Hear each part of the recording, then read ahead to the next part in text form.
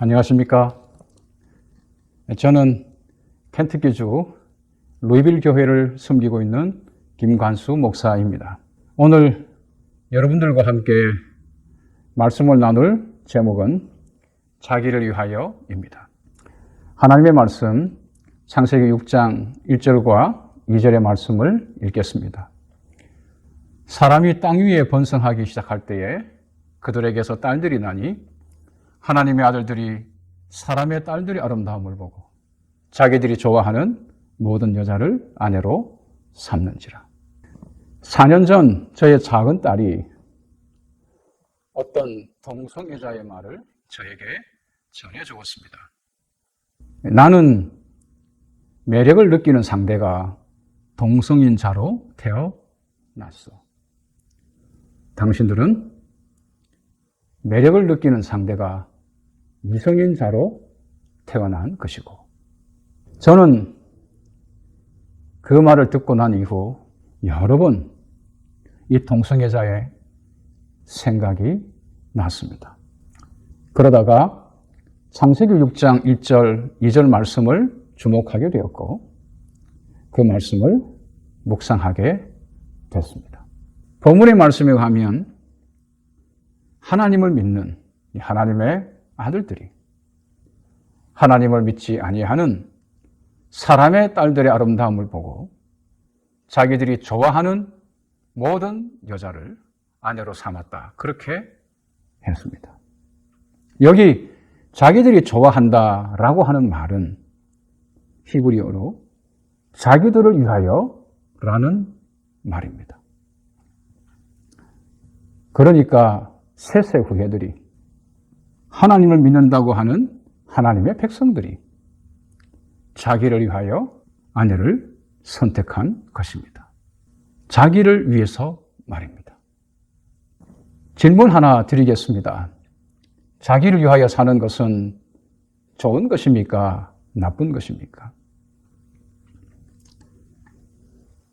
제가 목회를 한 지 13년째 되던 2003년 봄 어느 날에 갑자기 이런 생각이 들었습니다.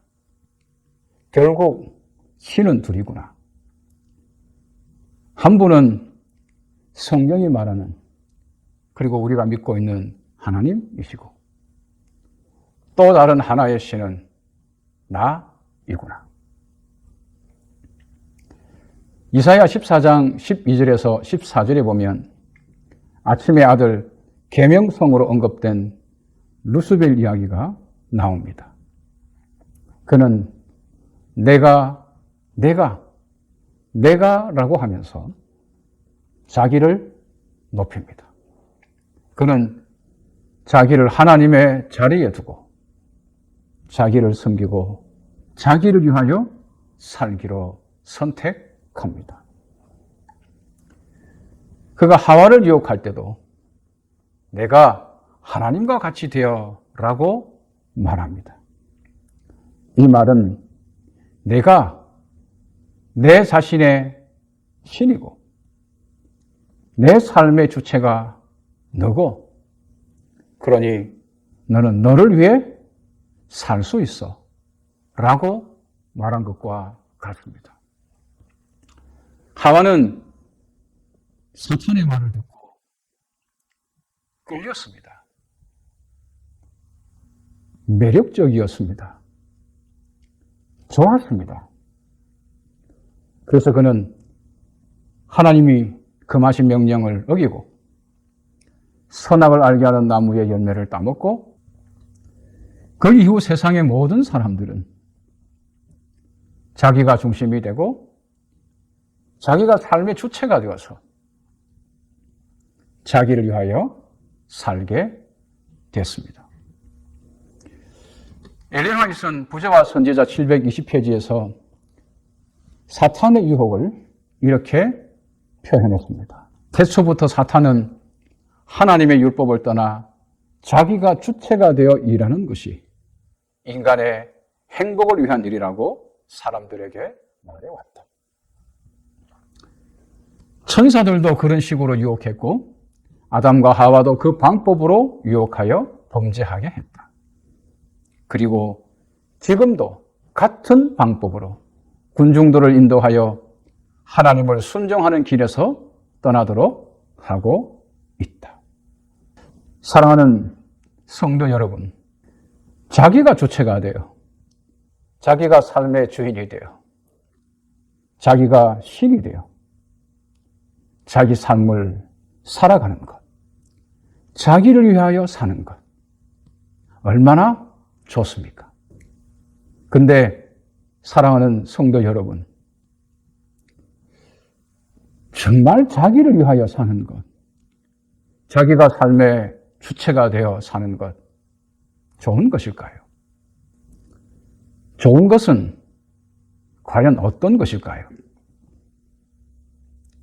하나님께서 세상을 창조한 내용을 담고 있는 창세기 1장에 의하면 하나님이 명령하심으로 만물을 창조하시는데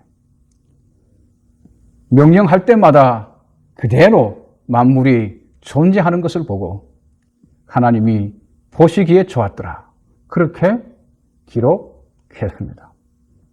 여기 좋았더라라고 하는 이 히브리어는 토브입니다.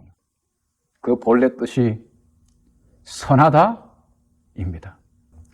그러니까 정말 좋은 것은 선한 것이어야 한다는 것이죠. 선한 것이 정말 좋은 것입니다. 저와 여러분이 자기를 위해서 살아가는 모든 우리의 방식들, 우리의 말과 우리의 행동들은 과연 선한 것입니까? 하나님은 선하신 분이십니다. 그 하나님의 선하신 마음이 그대로 담아져 있는 책이 성경이고 그 마음을 그대로 담아서 행동으로 표현한 것이 율법이고 계명입니다. 저와 여러분이 속한 제7일 안식일 예수 재림 교회는 하나님의 마지막 남은 교회로서 하나님의 계명과 예수에 대한 믿음을 지키는 교회임을 믿습니다. 하나님의 계명과 예수에 대한 믿음을 지킨다는 것은 예수님이 우리의 의이심을 믿고 성령을 힘입어 의의 표준인 하나님의 계명을 순종하며 산다는 것을 의미합니다. 우리 교회가 율법과 계명 준수를 강조하다 보니 율법주의자라고 하는 오해를 많이 받습니다. 사랑하는 성도 여러분, 우리는 과연 율법이 의미하는 바를 제대로 잘 이해하고 준행하는지 이 시간 세상 생각해 보았으면 좋겠습니다. 어떤 율법 교사가 예수님께 나와 예수님을 시험했습니다. 선한 선생님, 내가 어떻게 해야 영생을 얻겠습니까? 예수님은 선한 분은 한 분이신데 라고 말씀하시며 누가복음 10장 26절과 27절에 보면 율법에 무엇이라 기록되었으며 네가 어떻게 읽느냐라고 말씀하셨습니다. 율법이 과연 무엇을 말하고 있느냐 하는 것이죠. 그랬더니 이 시험하는 자가 대답합니다. 내 마음을 다하며 목숨을 다하며 힘을 다하며 뜻을 다하여 주 너희 하나님을 사랑하고 또한 내 이웃을 내 자신과 같이 사랑하라 하였나이다. 말하자면 율법이 말하고자 하는 것은 하나님과 이웃을 사랑하는 것이다. 그 말입니다. 율법은 그리고 계명은 하나님과 이웃에 대한 사랑을 구체적으로 표현해 놓은 것입니다. 계명은 단순한 금지나 명령이 아니고요. 사랑의 구체적인 목록인 것입니다. 마태복음 22장 36절에서 40절에 보면 예수님께서 온 율법과 선지자의 강령에 대하여 말씀하셨는데 여기 강령이란 매달다는 뜻입니다. 그러니까 온 율법과 선지자가 가리키는 구약 성경은 무엇에 매달려 있는가? 그것은 하나님을 사랑하는 것과 이웃을 내 자신같이 사랑하는 것이다. 하나님을 사랑하고 이웃을 사랑하는 것, 바로 이 두 계명에 성경이 매달려 있다 그 말입니다. 그러므로 저와 여러분이 율법을 범했다라고 하는 말은 하나님과 이웃을 사랑하지 않았다. 다른 말로 자기를 사랑했다라는 말이 되는 것입니다. 신물교훈 392페이지에 있는 글입니다. 자신을 사랑하는 자는 율법을 범하는 자이다. 죄가 무엇입니까? 죄는 하나님의 율법을 범한 것입니다. 불법이죠. 계명을 준수하지 않은 것입니다. 하나님의 율법을 범한 것 무엇입니까? 하나님과 이웃을 사랑해서 하나님과 이웃을 위하여 살지 않고 자신을 사랑해서 자신을 위하여 살게 된 것을 말합니다. 사도 바울은 로마서 14장 7절에서 그리스도인이란 누구인지 이렇게 기록하고 있습니다. 우리 중에 누구든지 자기를 위하여 사는 자가 없고 자기를 위하여 죽는 자도 없도다. 그리스도인이란 자기를 위하여 사는 자가 아닙니다. 그리고 자기를 위하여 죽지도 않습니다. 그리스도인은 하나님과 이웃을 위하여 사는 사람입니다. 엘렌 G 화이트는 사도 바울의 이 표현, 우리 가운데 자기를 위하여 사는 자가 없고 라고 하는 로마서 14장 7절의 말씀을 인용하며 부모와 교사와 학생에게 보내는 권면 33페이지에서 이렇게 기록했습니다. 자기를 위하여 사는 자가 없는 율법. 율법은 자기를 위하여 살아서는 안 된다라고 말하고 있는 것입니다. 율법을 어기는 것은 자기를 위하여 산다라는 것을 뜻합니다. 교회정원 6권 236페이지에는 이렇게 기록되어 있습니다. 우리 중에 누구든지 자기를 위하여 사는 자가 없다. 이것은 하늘과 땅에서 하나님의 법이다. 하늘에도 법이 있는데 그것은 땅에서와 마찬가지로 자기를 위하여 사는 자가 없는 것. 모두가 다 하나님과 이웃을 위하여 사는 것. 그게 하나님의 법이라고 했습니다.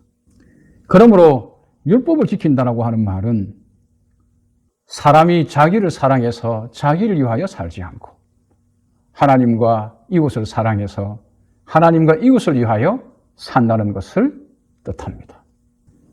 다시 말씀드리지만 그리스도인이란 누구입니까?